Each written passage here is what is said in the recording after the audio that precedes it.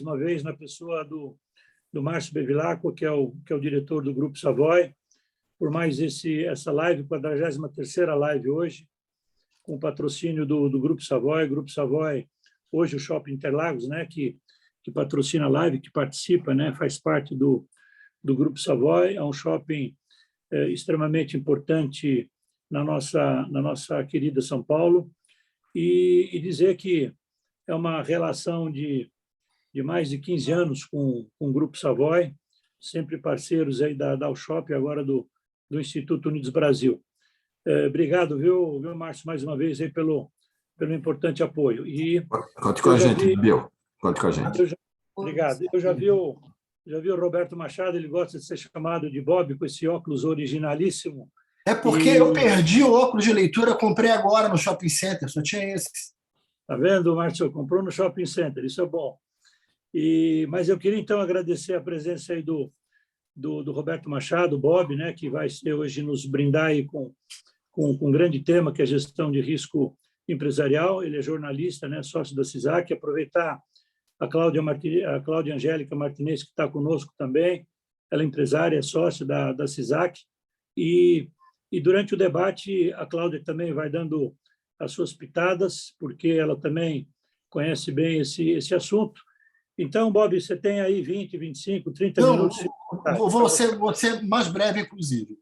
Primeiro, eu vou repetir a apresentação que eu já deixei na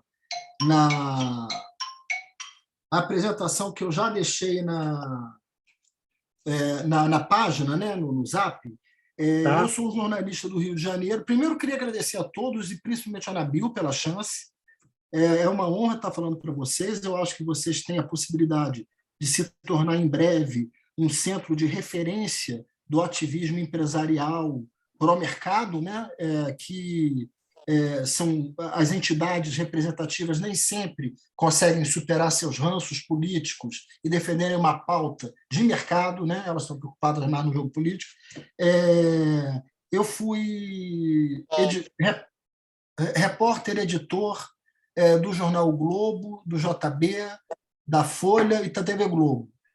Terminei meu ciclo de redação no Jornal Nacional, onde eu fui editor de economia durante 7 anos e meio. Nesse tempo todo, eu vi muita crise empresarial do outro lado do balcão. E pensava assim, se eu tivesse do outro lado, o que eu faria? Né? E como acontece bastante no jornalismo, a partir de uma determinada idade, no meu caso, 39, 40 anos, fui dirigir uma agência de comunicação, a Máquina da Notícia, que muitos aí lembram, era a principal corporativa, né, pelo critério exclusivamente corporativo. E hoje tenho minha consultoria, que atende a diversas empresas de São Paulo, escritórios de advocacia, agências de publicidade, e dou consultoria a 3 governadores de estado, Paraná, Pará e Amazonas. Dito isso, o que a gente pode, que talvez eu possa acrescentar ao que todos vocês já sabem com muita clareza, né?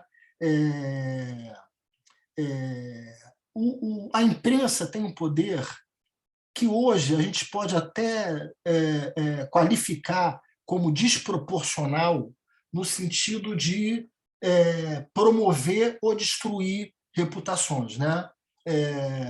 As pessoas são condenadas diariamente durante 1 ano, enquanto o Ministério Público investiga, e dali a 5 anos são inocentadas. Isso acontece com as empresas também, que vão para processos de recuperação judicial em condições piores por conta da crise de imagem e etc. No tempo que eu comecei na internet, ainda tinha tempo de reação das empresas. Por quê? O jornalista, antes da internet, né, o jornalista ele tinha uma pauta, mas levava uns 4 dias para apurar, conversar com as pessoas, concluir, escrever e publicar. Hoje, esse processo pode levar meia hora.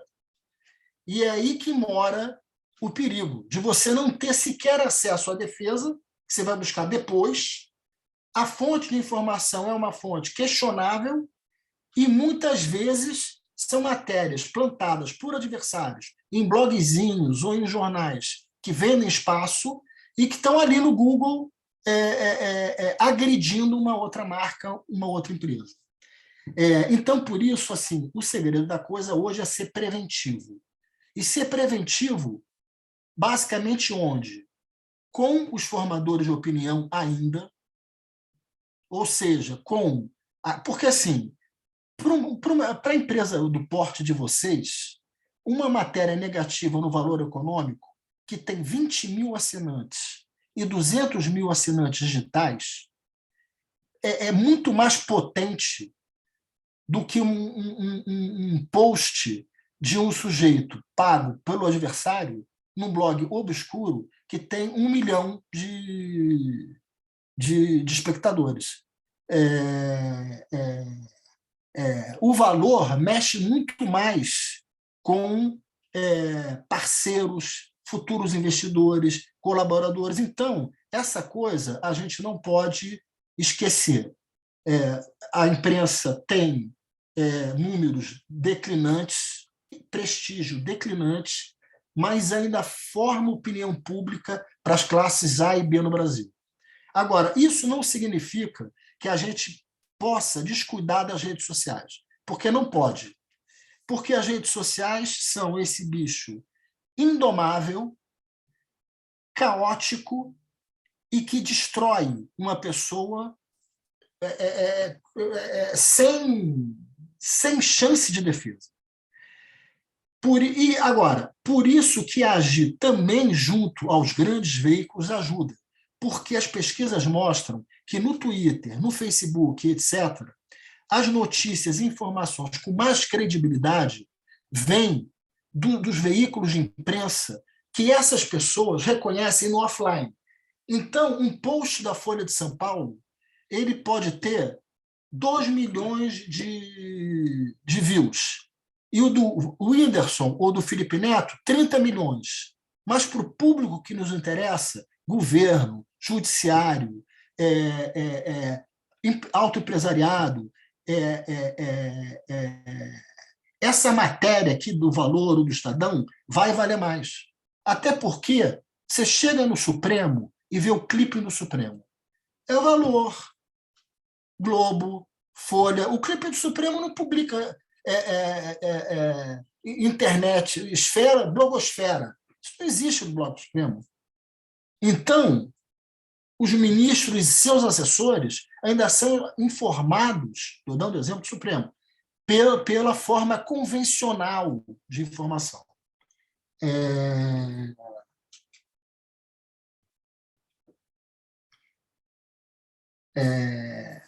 Para sobreviver nessa selva, é só pessoas, empresas e governos com uma boa construção prévia de reputação e imagem, elas sofrem menos com fake news, Você vê hoje algumas empresas têm uma credibilidade, vamos dizer assim, muito alta. Né? Você pega o Magazine Luiza, que nas pesquisas, na resposta de mercado, tem reputação. Né?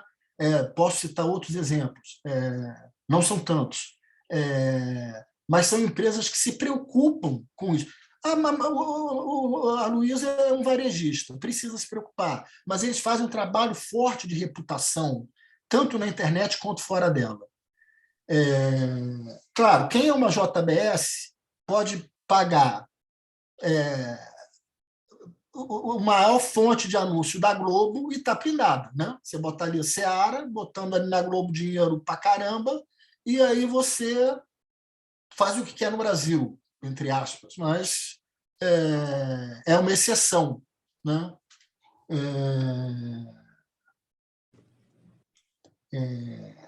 E aí vem a coisa que eu acho que eu posso contribuir para vocês, assim, da minha experiência. Número 1, o que é mais importante para construir relacionamento com a imprensa? Muita gente diz assim, eu conheço o dono. Bom, isso é importante, mas não basta. eu sou um bom comerciante, sou um bom anunciante, anuncio X. Isso é importante, mas não basta. Porque, no final das contas, o processo de produção do jornalismo é o repórter e o editor.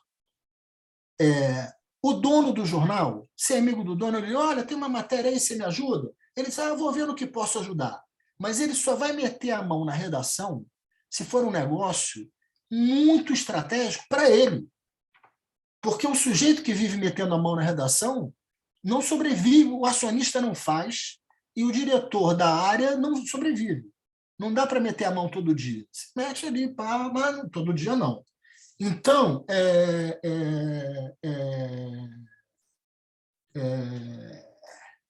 o grande cara a ser trabalhado é o colunista social, não, o colunista político, que no Brasil mudou. Lauro Jardim, Mônica Bergamo, Sônia Raci. O índice de leitura das colunas é enorme. O painel da Folha, um índice de leitura enorme. Esses caras são formadores de opinião. Os editores de empresa e negócio, para vocês, são muito importantes. Porque, por mais que o espaço seja pequeno, se você tem uma boa história e vai sabendo contar, você tem chance de entrar. Porque também tem essa coisa, o jornalismo só faz matéria negativa. A maior parte é sim, porque o jornalismo é um elemento crítico por natureza. Mas tem espaço para agenda positiva. Posso contar um case rapidinho aqui? Um case rápido? Claro, Bob. Imagina, né? Imagina só. Vocês conhecem a fama da refinaria de Manguinhos, do Ricardo Magro, né? Vocês devem conhecer a fama do Ricardo Magro. O Sérgio Cabral, que é da mesma natureza humana que o Magro, ele interviu na refinaria de Manguinhos por conta de um acordo entre ambos, não cumprido pelo Magro. Aí o que ele fez? Ele transformou aquilo num evento político. Ele decretou a ocupação pela PM, de Manguinhos, e fez a intervenção. Eles me chamaram para fazer essa gestão de crise. Aí eu nem sabia que eles tinham minoritário, eu achava que o cara era dono. E não, temos os 800 minoritários. Claro que não tem liquidez nenhuma, não vale nada, mas tem 800 minoritários. Eu peguei, temos um argumento fantástico na mão, né? Uma agressão não só ao controlador, mas a 800 minoritários. Isso aí não é querer me gabar ou puxar a brasa para a minha sardinha. Mas isso foi parar no Financial Times, meia página de abertura assim, defendendo o Ricardo Magro. Isso nunca mais vai se repetir na história, mas estava lá. Agora, onde entra... Vou chegar no ponto que eu quero chegar. E o relacionamento com o jornalista explica boa parte disso. Porque, por exemplo, eu me lembro bem que da Globo foi o André Trigueiro fazer a cobertura. E o André Trigueiro tem uma pegada ambientalista. E eu disse para ele, olha, a questão aqui não é ambiental, a questão aqui é um bandido contra o outro, sendo que um, pelo menos, estava ali produzindo ainda tinha minoritários, o outro simplesmente ocupou. E pode parecer muito informal esse tipo de diálogo, mas o cara vai lá e passa a entender. Ele pega o número, pega a informação, ele entende. E aí você consegue virar um cenário diverso. Então, assim, e o meu trabalho é levar as pessoas, eu sou um diplomata da empresa, é levar no Lauro Jardim, conversar, prevenir antes que venha em crise, mostrar o que faz. Porque, por exemplo, o Lauro, que é um grande colunista, se você não o conhece, alguém chega para ele, um cara de mercado financeiro, que é a fonte dele, olha, fulano de tal, tem isso. Se o cara não te conhece, o Lauro não te conhece, ele vai tentar te ligar, mas ele não vai fazer ali um grande esforço, vou compreender quem é esse cara. Ou você já conhece, ou você dançou. E é um pouco isso que acontece. Se você conhece, ele sabe das suas intenções, viu o teu histórico, ter a coragem, e não só a coragem, a responsabilidade de se apresentar empresarialmente para o jornalista, independente de uma crise, sem pedir nada, porque o jornalista vive de informação. Ele vai querer a tua informação como empresário que conhece o setor. Então, só esse gesto, ele corresponde metade de um bom relacionamento com a imprensa. Segunda coisa, informar para ser informado.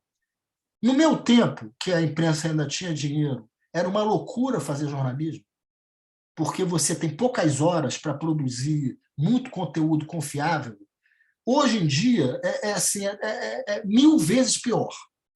Então, se você tem uma informação boa e passa para o jornalista, depois de ter conversado, de ter ido lá falar em off, de ter criado uma relação, e você alimenta ele com boas histórias que não te prejudiquem, que no limite, até melhor que não prejudique ninguém, mas às vezes prejudica, isso aí também ajuda muito.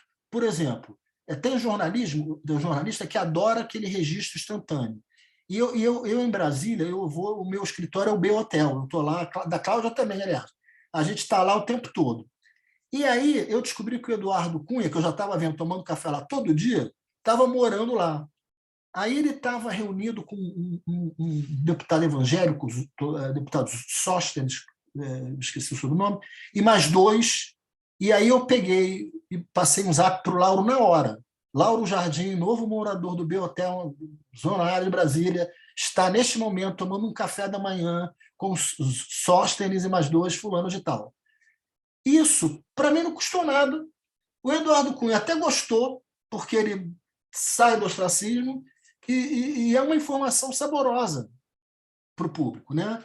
E aí termino com a terceira coisa, que aí é o seguinte, não dá para vender terreno na Lua no que eu faço. Eu não posso chegar... por exemplo, eu vou dar um exemplo aqui, público também.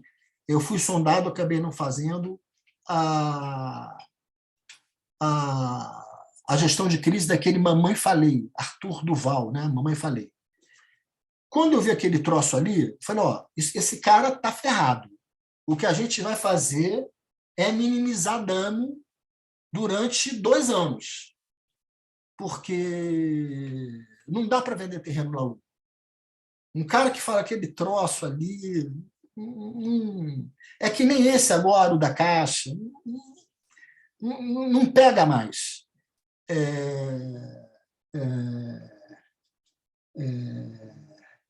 E os clientes e as fontes, às vezes, acham que a comunicação estratégica é que nem publicidade. Não, passei essa nota para o Bob aí, vai sair em algum lugar. Não é assim. Muitas vezes não sai, muitas vezes sai como a gente não quer, e a gente tem que fazer um esforço imenso para estar preparado para as situações de crise, não só na empresa como no setor.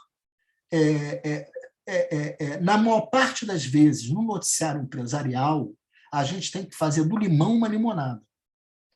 O cara chega questionando tal coisa e ele tem que sair de lá dizendo, olha, estou questionando tal coisa, mas essa empresa aqui tem isso, isso, isso, isso e isso no contexto de atributo, de isenção de responsabilidade e tal.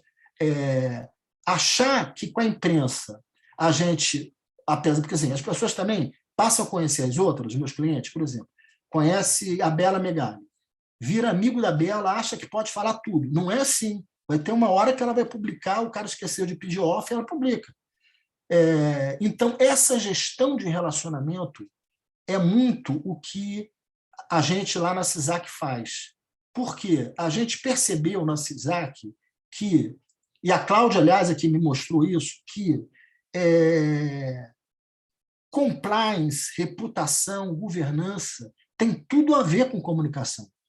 Porque se você não comunica o que você está fazendo, de prevenção, de responsabilidade social e etc.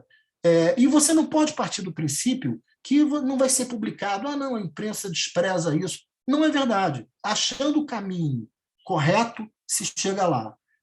Acho que cumpriu, né? Estou aberto para perguntas, se tiver. Seu microfone está mudo, Nabil. Tá legal. Obrigado, Roberto. Foram 20 minutos de uma abertura de debate. Acho importante dar esse primeiro briefing. Eu queria pedir para a Cláudia, que é uma grande voluntária do Instituto, abraçou o Instituto aí como uma empresária de várias empresas, e ela falou: Nabil, estamos juntos, precisamos ajudar a mudar o Brasil, e ela está aqui hoje dando a sua contribuição. Eu queria que a Cláudia falasse um pouquinho desse tema importante, que ela é sócia do Roberto, e depois eu abro já para a pergunta, e eu quero fazer a primeira. Então, depois de você, Cláudia. Eu vou aqui primeiro dizer que algumas pessoas me conhecem há muito tempo, né, de mercado financeiro aqui, são amigos, como o Alexandre Oliveira Trush, a Sheila Lustosa, que é nossa sócia na CISAC, uma grande criminalista, está aqui com a gente também, o Antônio Lino, que é um grande publicitário, também que eu estou vendo aqui, e tantos outros amigos aqui. Eu queria só complementar uma coisa interessante, porque contar para vocês como que eu me tornei, eu e o Bob nos conhecemos, o Bob prestando serviços de consultoria, fazendo o que ele faz de maneira brilhante. Eu acho que o Bob hoje é um dos... Eu falo que não é top 5, ele, de fato, para mim, ele é o número 1, né? Tem, acho que 5 grandes nomes da comunicação de risco e de reputação hoje no Brasil. Eu posso falar. Eu posso falar porque eu sou sua fã e eu fui sua cliente antes de ser sua sócia, então eu posso falar porque realmente, e essa visão do compliance, eu falo o seguinte, eu brinco que tudo tem jeito, por quê? Porque quando a gente lida com essas, como economista e como em banco, a gente sempre aprendeu naquela caixinha lidar com os riscos mensuráveis, né? Mas hoje, quando você fala desse mundo da comunicação, dessas mudanças estruturais, até no pensamento e no comportamento humano, de como as pessoas recebem e ouvem as notícias, de como quem julga hoje condena, quem era para acusar julga, quem era para condenar, enfim, essa confusão institucional que a gente vive e que isso tem que ser azeitado na comunicação, é de extrema importância as empresas se posicionarem e fazerem o Ctrl-C, Ctrl-V, ou seja, o que eu estou fazendo com aquilo que eu estou falando. Então, não adianta você ter um supermarketing, isso até é bom. O Bob citou um exemplo da Magazine Luiza, que por mais que eles tenham tido aí essa sobe e desce de mercado, e a gente sabe muito bem por questões técnicas, toda essa alta e essa credibilidade que se mantém por conta de uma comunicação bastante clara com o mercado, né? Então, existem fatores, são fatores técnicos, fatores do mercado, que você lida de uma forma mais conhecida. A comunicação e o compliance e a conformidade viraram um grande desafio. E agora entrou mais uma letrinha que é o ESG, né? Que aí está todo mundo tentando entender como mensurar o S, como incorporar o E, e como fazer com que o seu G funcione, né? Então, você vai lá, faz todo um processo de governança e não comunica. Às vezes, você não comunica nem internamente, que dirá para o mercado. Então, eu acho que essa junção que o Bob está dizendo, que a imprensa positiva, que é o andar, não dos cegos, né? Mas olhando o risco, você precifica o risco e você sabe e administra aquele risco.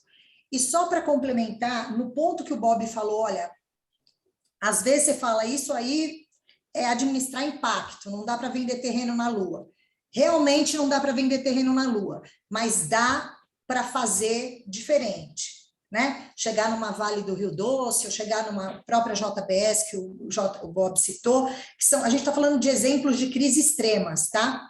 E falar, opa, parou, passou a régua, faz um corte, o que vai mudar, como a gente vai comunicar e como nós vamos prestar um esclarecimento público daquilo que a gente refez.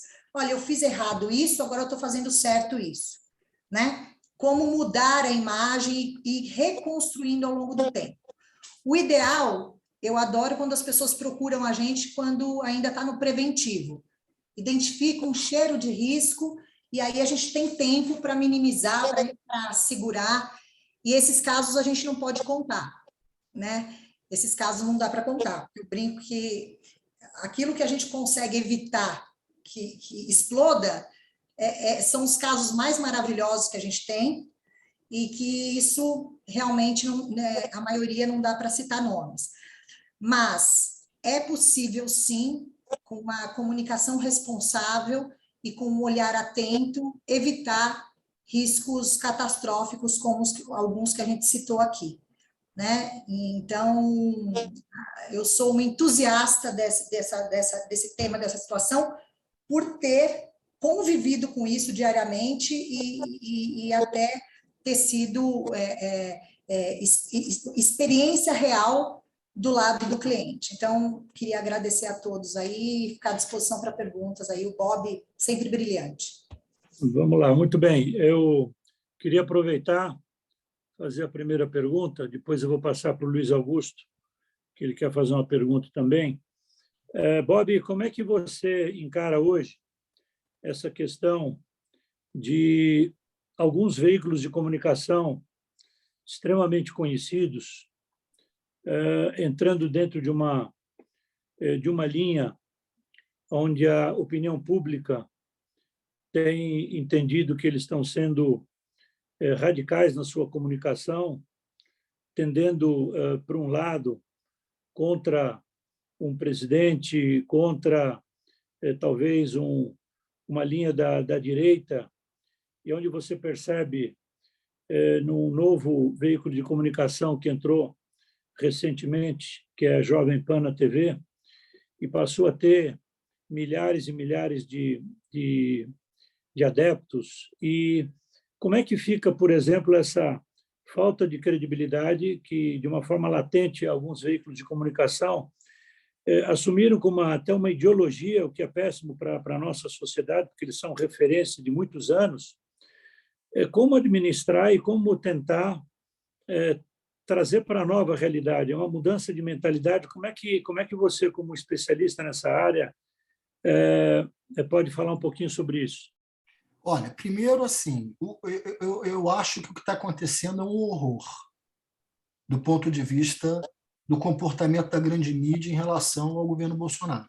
Isso eu não quero dizer aqui que o Bolsonaro é bom, fez políticas corretas, que ele falou barbaridades, ele fez barbaridades. Agora, a cobertura de um presidente da República, e a Globo sempre fez isso, até o Lula, com extrema cautela, e, na verdade, o mandato do Lula foi poupado, quem não foi poupado foi a Dilma. O Lula foi poupado, tudo veio depois, né? O mensalão ali, ele completou o mandato dele com 8% de crescimento econômico e elegendo a Dilma fácil. Então, eu que trabalhei na Globo muitos anos e acho que a Globo tem um jornalismo, até agora, né, ou até há pouco tempo, um jornalismo de extrema credibilidade. Eu fui editor de economia, pouquíssimas vezes eu vi o dedo da direção no noticiário e, em relação a mim, aos temas que eu cuidava, isso deve ter sido 2 ou 3 vezes em coisas de pouca importância. Agora, eles entraram numa cruzada contra o Bolsonaro que acabou prejudicando, eu acho que o maior prejudicado nesse processo todo é a própria Globo, que tem perdido relevância, tem perdido audiência e etc. E também tem passado por cima de critérios jornalísticos evidentes. Aquela matéria do porteiro do condomínio ali, aquela matéria que teria ido para a casa do Bolsonaro, Rony Lessa, aquilo se mostrou uma invenção de alguém que acho até que o produtor da Globo foi enganado. Mas é grave da mesma maneira. O produtor da Globo foi enganado. Então, aliás, e acho que isso é um fato isolado, mas talvez vocês não tenham conhecimento, o chefe de jornalismo investigativo da Globo Rio, ele foi demitido há cerca de 2 meses por envolvimento com um cara de lavagem de dinheiro.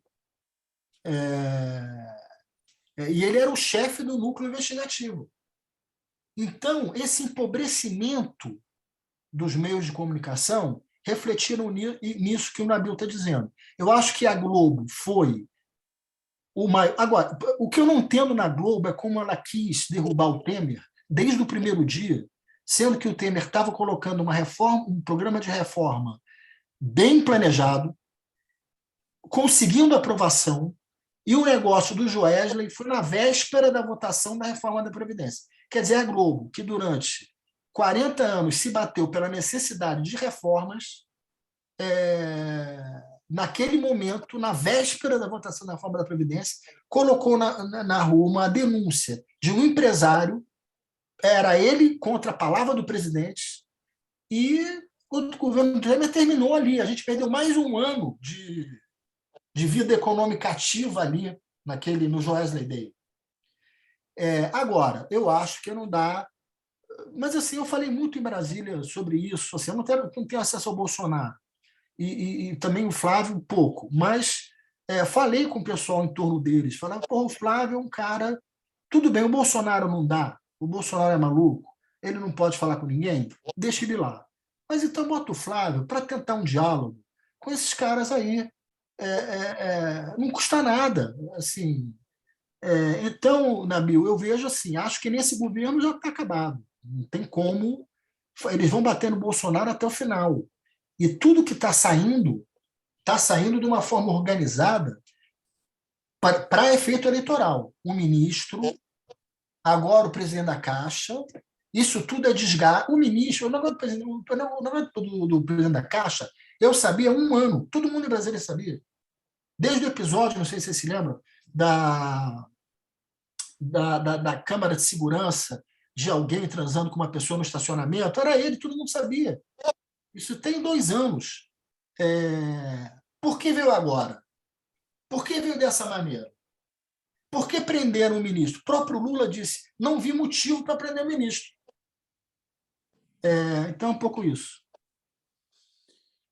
Muito bem. Deixa eu ver, Luiz Augusto, você queria fazer uma pergunta? Pois não, Luiz. Gostaria de fazer. Em relação à comunicação, como é que é o campo dela ainda para expansão? Claro que existe, mas quais são as grandes barreiras, ainda mais quando isso tudo está aliado a uma rede social, a mídias sociais? É isso que eu queria saber. Mudou muito. O caminho, o futuro da comunicação? Sim, como é que ela é vista hoje, na agilidade que ela precisa ter, e ela tem, mas ela está mais ágil ainda com tudo que vem acontecendo, ou os fatores negativos que aparecem, às vezes, em comentários podem deturpar um pouco os comentários? Não, eu acho assim, doutor Luiz Augusto, que assim, o futuro, ninguém mais acha que tem saída fora do digital. Todo mundo prevê que em 5, 7 anos nenhum desses jornais mais vai estar sendo publicado de uma forma impressa. A grande questão é se a gente vai conseguir construir um modelo, como o New York Times construiu, se viabilizar digitalmente. Mas se descobriu que só existe espaço para um jornal no mundo, que é o New York Times, porque ninguém mais conseguiu ter um desempenho financeiro compatível só com assinatura digital e com publicidade digital. Por outro lado, a informação ela está deixando de ser propriedade de um grupo empresarial e está passando a ser propriedade de um indivíduo. Então, por isso que tem muita gente saindo, muito repórter, jornalista, indo para a internet, fazendo o seu negócio ali, o seu programa, o seu comentário, vai caminhar, acho que muito para esse lado, de ser menos coletivo e mais uma produção individual de informação. Muito bem, Roberto. Obrigado, Luiz. E eu queria pedir para a Ângela, que ela é da sustentabilidade empresarial, fazer pergunta. Na sequência, a Sheila Lustosa vai fazer a sua pergunta também. Vamos lá, Ângela. Boa noite, prazer estar aqui com todos vocês. É um tema bastante importante, bastante relevante. Já estive palestrando, inclusive, Roberto, falando sobre como fica a reputação da sua empresa sem ESG. Eu atuo na área de meio ambiente, sustentabilidade e ESG, já fui executivas de grandes empresas, inclusive nomeadas aqui, né? E a minha, na verdade, é uma contribuição nesse sentido. É pré-requisito as empresas elas comunicarem, porque se elas não comunicarem, é feito de qualquer forma algum tipo de leitura a respeito dela. Eu me lembro em algumas palestras o Pedro Passos da Natura, ele falar que a reputação da Natura anda na frente da empresa. Então, e outro pré-requisito, né, dessa questão de comunicação, o Pacto Global das Nações Unidas, hoje eu faço parte do grupo de excelência do Pacto Global, do Conselho Regional de Administração de Empresas do Estado de São Paulo, ele estabelece, o Pacto Global estabelece como pré-requisito, o pacto ele é voluntário para quem não tem conhecimento, as empresas se tornam signatárias com o objetivo de seguir aquela diretriz, aquela bússola, aquele guia, né, feito por cientistas, inclusive, e empresários, executivos e técnicos do setor. O pré-requisito é você comunicar. O que expulsa uma empresa do Pacto Global é o fato dela assumir um compromisso e não tornar público o que ela está fazendo. Então, a comunicação das ações, das estratégias, se conseguiu ou não atingir a meta, pode ser que não consiga realmente, mas deixar muito claro o propósito, a estratégia, os riscos, né? E está comunicando tudo isso. Então, era isso que eu gostaria de estar passando aqui para vocês. Obrigada. Obrigado a você. Eu vou pedir para a Sheila fazer sua pergunta. Sheila. Oi, boa noite. Boa noite a todos. Oi, Bob. Oi, Cláudia. Bom estar com todos vocês aqui, ainda que distante. Eu só tenho uma provocação, na verdade, para fazer para você, Bob. Você falou muito, e eu também concordo muito sempre com você, você sempre com palavras sábias e com sua experiência. Você falou da pobreza na informação, da grande mídia e etc. Você acredita, você acha que essa pobreza da informação e da comunicação não pode se dar também em razão da pobreza do consumo da informação?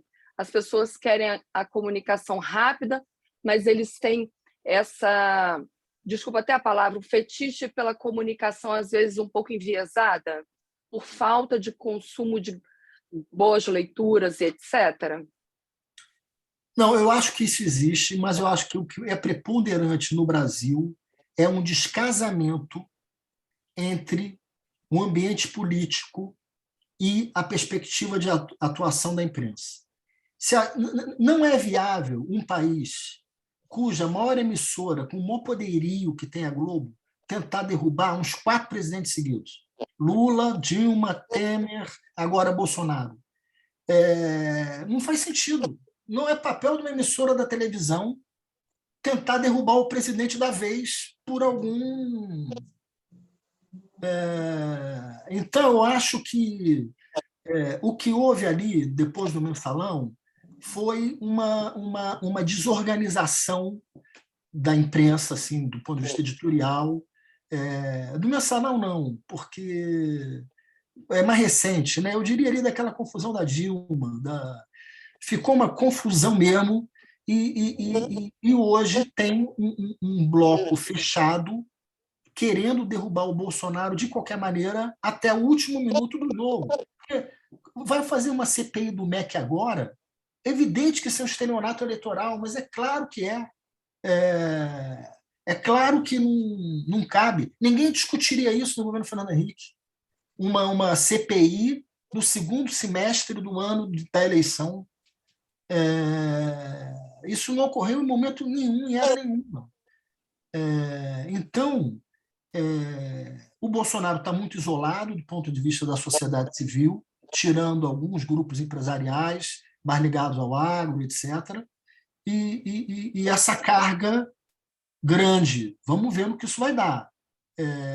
Eu acho que ele é mais competitivo que as pesquisas indicam, mas que esse desgaste que ele tem sofrido todo dia, Jornal Nacional é 8 minutos, o negócio desse do Pedro é 8 minutos, Jornal Nacional.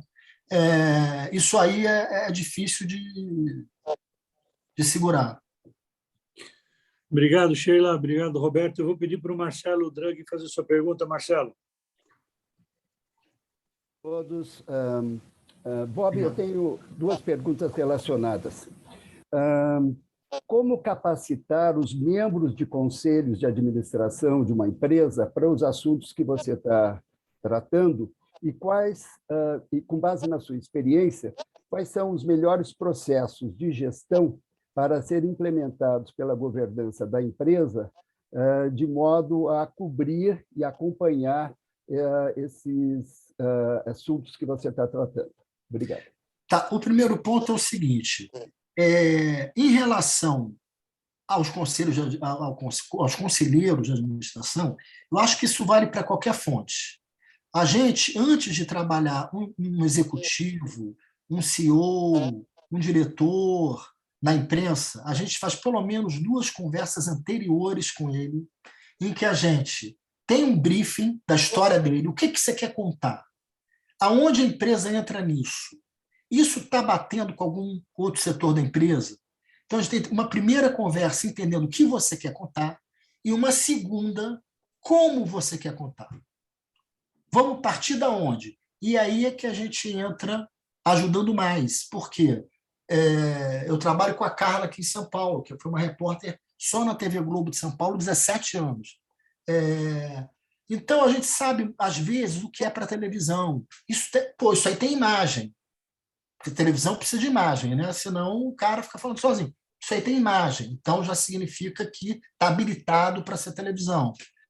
Ou isso aqui é muito difícil para televisão, isso aqui é um veneno contra um concorrente, vamos no painel da Folha ou no radar da Veja.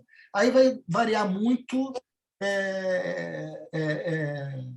caso a caso, né?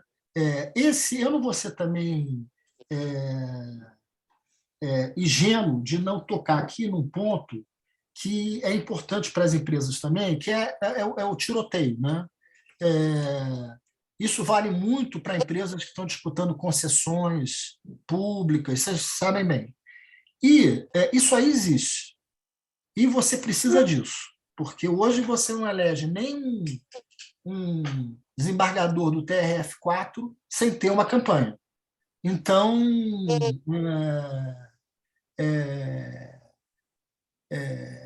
a gente senta, a gente monta o que tem apelo, o que não deixa margem de risco, e aí vai tentando colocar para frente. É um pouco isso. E complementando só o Bob, Marcelo, muito bom te ver, estava com saudade de você. Eu acho que o conselheiro tem que estar preparado. Antigamente, as empresas tinham uma visão que o porta-voz era só aquela pessoa que fez o media training, que foi separada para ser porta-voz, né? A gente viu aí, sabe, que hoje os conselheiros são alvo, inclusive de mídia. Então, de novo, o que o Bob falou é extremamente importante, decidir o que você quer mostrar, como e quando, e deixar permanentemente, né, as pessoas preparadas para qualquer situação ou exposição que a empresa venha a estar. E, de novo, o que o Bob falou é extremamente importante. É sempre melhor escolher o que você quer falar e construir essa reputação antes. Então, eu acho que os conselhos precisam levar muito a sério o fator mídia, o fator comunicação, como algo que pode fazer com que o plano estratégico seja colocado em risco. Então, eu acho que tem que ser uma pauta consciente, de cima para baixo, não mais aquela área ligada na área de marketing e tudo mais, né? Hoje, a interlocução realmente subiu vários degraus aí no nível hierárquico das companhias. Muito bem. Quem temos mais para fazer pergunta? Nós estamos aí faltando 10 minutinhos. Quem gostaria de fazer mais alguma colocação? Alexandre, você que está como um convidado especial, quer fazer alguma colocação, uma pergunta aí?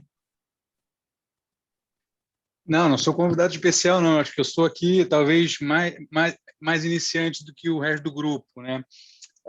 Eu estava pensando aqui e ouvindo, e a gente tem mudado bastante aqui a forma de se colocar no mercado, né? O Oliveira Trust já está há 31 anos no mercado, mas a gente sempre teve uma cultura aqui de não fazer espuma. O super low profile, não fazia propaganda, conversava com o jornalista, óbvio, mas não era aquela conversa que a gente procurava, né? No último ano a gente mudou, até conversei isso com a Cláudia ontem, né? A gente vai ter um papo por outro motivo, a gente mudou radicalmente a nossa postura. A gente tem hoje uma empresa que está ajudando a gente nesse processo. Ela tem também uma célula de crise, né? Mas eu entendi aqui... É uma excelente empresa, Marcelo. Alexandre, é uma excelente empresa. É uma excelente empresa, mas eu não sei se... Não sei se vocês conhecem... Não vamos fazer propaganda também do concorrente. Também está demais. Não, mas é que é não diferente. Fala aí. Não, mas é totalmente diferente. Eu acho que tem grandes companhias. Sim. O que a gente faz não é assessoria de imprensa. Então, mas isso que eu ia chegar. Então, assim, a gente começou muito legal, estamos fazendo esse trabalho que é para começar a mostrar mais a nossa cara e mostrar tudo de legal que a gente faz aqui no dia a dia. Mas eu achei muito interessante porque eu nunca pensei como uma medida preventiva, como vocês colocaram aqui. Até o Marcelo aqui perguntou, e o Roberto acabou respondendo um pouco o que eu ia perguntar, que era justamente como é que funciona esse processo de ensino, né, na verdade, ou de passar esse conhecimento de como, ou já criar o nome da empresa, como é que ela está se colocando ali, isso a gente está fazendo, mas para preparar ela para uma eventual crise. A gente trabalha aqui com uma série de operações e a gente é muito, muito rigoroso, mas óbvio que a gente sempre está com risco aqui de ter alguma questão de imagem e tal. Isso é uma coisa que está inerente do nosso negócio aqui como Quantos clientes você tem hoje, o Ale? A gente tem 90 bilhões de reais de administração, mas se eu pegar todas as operações que eu tenho hoje ativas, então, embaixo do meu chapéu aqui, eu tenho 1 trilhão de reais em operações em funcionamento. Então, Marcelo, tem Alexandre, 90 bilhões em fundos. E 1 trilhão em ativos. Aí eu estou falando de instrumentos de dívida. Isso é um universo de operações gigantesco. É óbvio que a gente é muito rigoroso, mas no final do dia você pode ter alguma coisa ali que gere algum tipo de mídia. Já aconteceu, né? Alguma mídia que a gente é muito certinho, mas é muito difícil não ter nenhum tipo, né? E aí pode acontecer alguma coisa nesse sentido. E aí que eu queria entender, e era um pouco da pergunta do que junto com o que o Marcelo falou, como é que seria o trabalho aí de vocês para justamente a gente exercitar esse lado? Eu vou dar um exemplo bem rápido, até usando vocês. Relacionamento se faz na porrada ou preventivo. Na porrada é o seguinte, vou dar um exemplo de um advogado amigo meu que se aproximou muito do Flávio e que o Lauro Jardim falou, olha, eu estou com uma nota aqui, sei que você está assessorando ele, eu sei que ele foi a determinada empresa, falou em nome do Flávio, bababá. Aí eu desliguei, vou ver. Aí liguei para esse advogado e falei, olha, mas eu fui em outro contexto, a gente foi convidado, eu, ele e mais 20. Já muda a situação. Aí eu falei, fulano, vamos fazer desse limão uma limonada.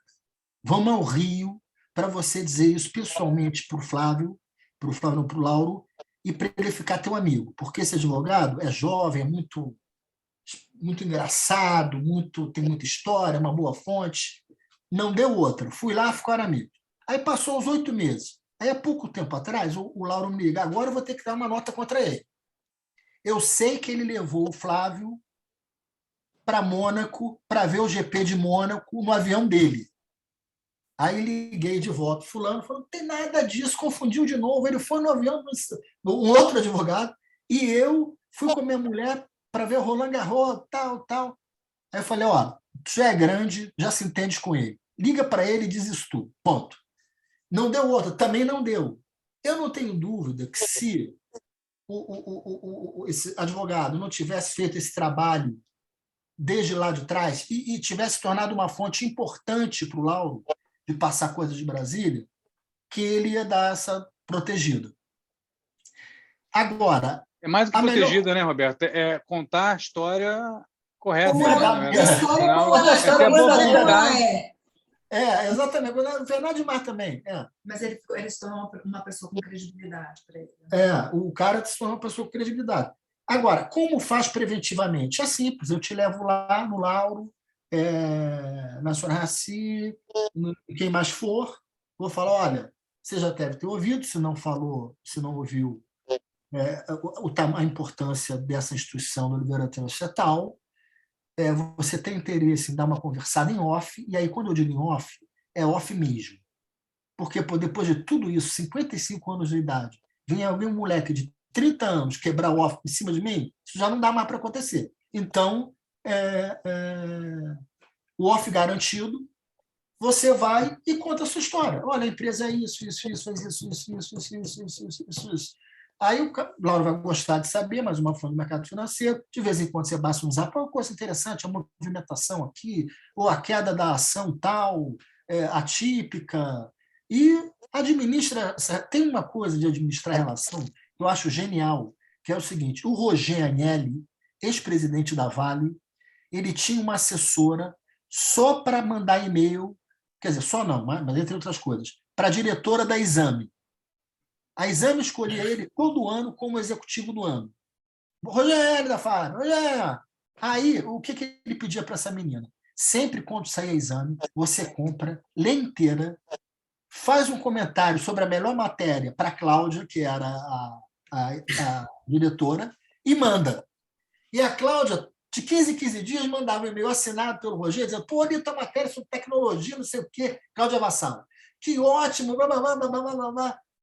Chega a esse nível, né? Chega a esse nível, a preocupação do sujeito em estar bem relacionado, não precisa de tanto. E a questão, né, Bob, quando a gente, por exemplo, eu fui gestora de banco, se vocês sabem disso, e o que acontece?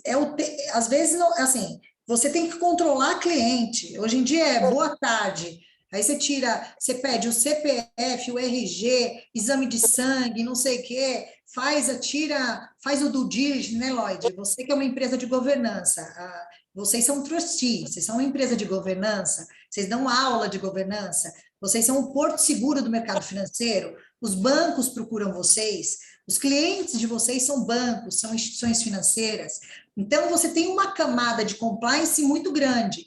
Só que a comunicação e a mídia, essa aula que o Bob está dando aqui, não é algo que a gente está acostumado lidar nas nossas métricas de risco, né? Porque você tem lá, o seu cliente é uma instituição financeira, então você pressupõe que ele tomou todos os cuidados e que não tem nada, então você checa, o cara checa. Então, assim, 5 checagens, 10 sistemas de controle, compliance para todo lado, e mesmo assim, esses riscos de comunicação e como cai a história, quem que é amigo de quem. Então, eu brinco sempre que a diligência, a boa comunicação, as boas práticas, como a Ângela disse, você estar antenado com essas novas tendências, com essas novas exigências em relação a estar, como eu sei que vocês estão, né, de acordo com, e aderindo às normas e às regras do jogo voluntariamente, para realmente querer fazer sempre bem e melhor, eu acho que já criam, né, esse argumento para na hora de ter um relacionamento com a imprensa, né, porque esses bastidores são extremamente complexos, e aí eu desisti de entender completamente e o Bob cuida disso para mim. Legal, Cláudia. Obrigado, Bob. Eu queria fazer uma última pergunta para a gente fechar. Nesse mundo moderno hoje, das grandes empresas, talvez eu fale uma pessoa incoerente, mas eu queria ouvir vocês.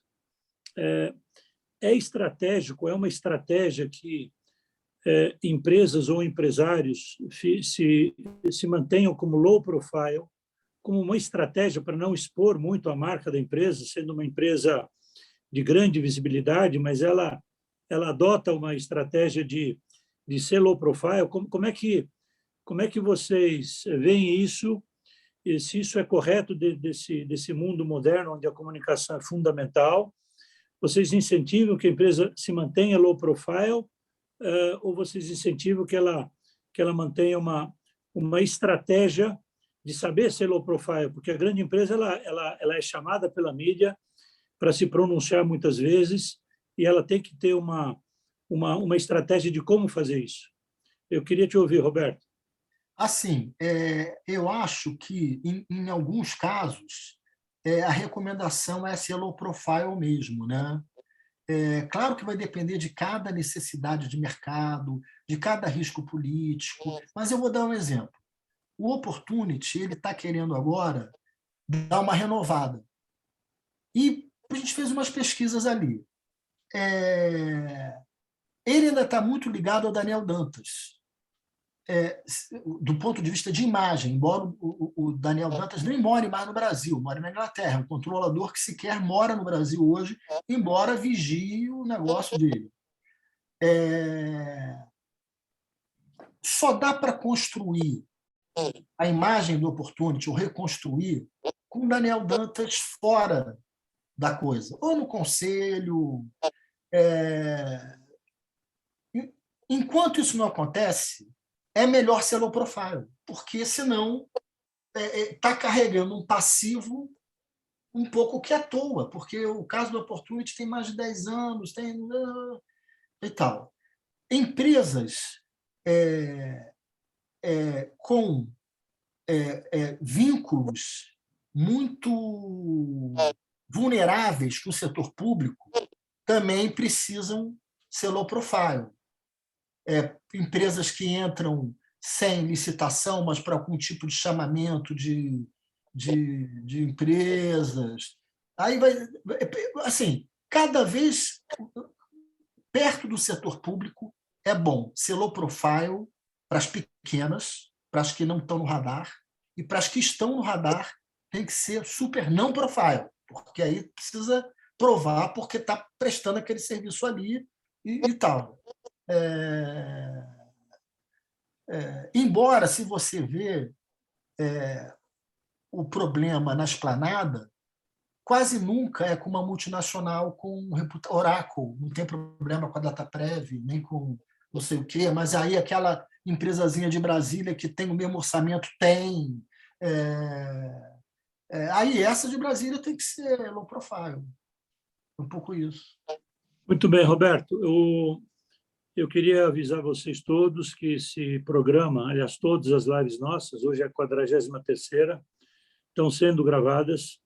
A gente disponibiliza depois para aqueles que não puderam participar, então acaba tendo aí uma boa repercussão. Esses debates que a gente costuma fazer semanalmente. Terça-feira que vem, o nosso instituto vai estar recebendo o ministro da Justiça em Brasília, naquele trabalho que a gente faz junto com a Frente Parlamentar que nós apoiamos, que é a Frente Parlamentar do Empreendedorismo, e aqueles que quiserem conhecer a nossa sede em Brasília, estão convidados, é só entrar depois em contato com a Ariana, a gente faz a parte operacional. O Edmundo está devendo uma visita lá, Edmundo, então eu queria agradecer a todos, agradecer ao Bob pela Obrigado, apresentação, pessoal. a Cláudia, que é sócia do Bob na CISAC, e dizer que foi um prazer muito grande receber vocês nessa 43ª live. Uma boa noite a todos e muito obrigado. Boa noite, pessoal. Obrigado, viu, pela atenção. Obrigada, gente. Boa noite. Parabéns, Nabil. Boa noite. Boa noite. Obrigada pela oportunidade. Parabéns. Obrigada. Boa noite.